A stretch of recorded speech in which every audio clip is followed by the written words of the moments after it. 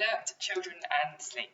So most of the clients I work with, their children tend to fall in the bracket of alert children, because these are typically the ones who have more trouble sleeping.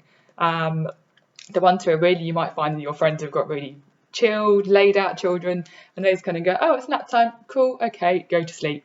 Whereas the ones who have really alert temperament, which is most of the people who follow me or are clients of mine, is because they have that harder time shutting down. Their brains just won't switch off, basically.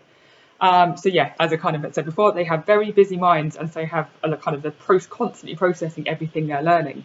Obviously, as I said, they don't have this kind of switch off where it's just kind of like, oh, chilled. They are just constantly, oh, I learned how to walk today. How do I do this? I learned how to crawl. I learned how to speak. I learned how to. There's so much going on in their little brains that they just can't. They find it harder to switch off, basically.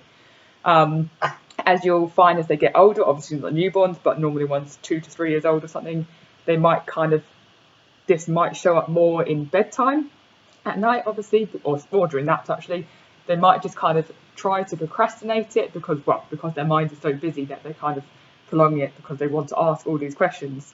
So you'll see that they do kind of prolong nap time or settling by asking you lots of questions. They might be practicing new skills all the time, or just doing anything they can to keep parents present, basically. Obviously, this can actually be all ages, kind of going back on what I said, because your baby might still be kind of practicing trying to roll over, or kind of once they get to the sitting up stage, trying to practice that. So actually it is from kind of a lot of ages, especially not the 2 to 3 year olds. They are also, alert children also kind of less susceptible to show their sleepy signs until it's too late.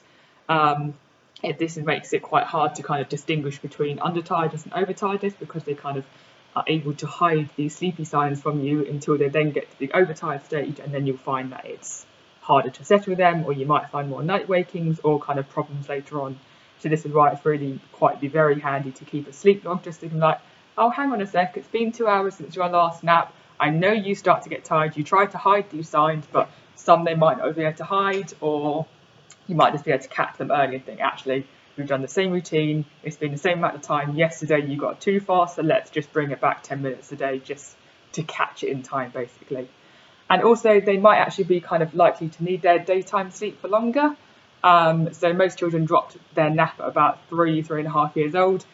If they're very alert, they might actually need it for longer because their brains throughout the day just aren't switching off. So they need that kind of extra nap during the day or quiet time just to kind of let their brain have a little break, compared to their kind of very chilled out counterpart or friends who are just kind of like, kind of more chilled throughout the day because their brains are constantly whirring. They might need to hang on to this nap or quiet time longer than their peers.